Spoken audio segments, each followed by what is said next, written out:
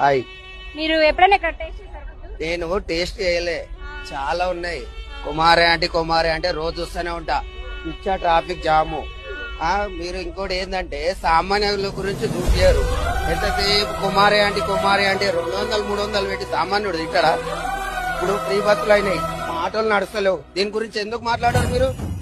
ఎంతసేపు కుమారే అంటే ఉల్లిగడ్డ వేసిందా, కుమారెడ్డి అల్మల్ గడ్డ వేసిందా, మసాలాలు వేసిందా, కరివేపాకు వేసిందా? ఇదా మీరు చెప్పేది? సామాన్యుల గురించి అడగండి. ఎంతసేపు మీరు ఇదే కంటిన్యూ చేస్తారా? మా గురించి అడగండి. పొద్దున్న నుంచి ఆటో తీస్తే ఒక ఇంతవరకు కూడా 200-300 కూడా వేయలేని పరిస్థితి. మేము ఎక్కడ తినాలి? ఇదే సామాన్యుల మీద అడగరు మీరు. ఎంతసేపు ఇదే అడుగుతారు. నేను ప్రత్యేకంగా ప్యాసింజర్ ఇక్కడ తీసుకొచ్చి అక్కడ ఆగి మరీ వచ్చినా మీరున్నారు అడుగుదామని ఎప్పటి నుంచో అడుగుతున్నా. కానీ కంపల్సరీ ఇది ఏం చేయాలా? ఆటో డ్రైవర్ బతకలేని పరిస్థితి ఉంది, ఫ్రీ బస్సులు అయినా. దీని గురించి స్పందించండి. 24 గంటలు ఇదే నువ్వు చూపిస్తారా మీరు?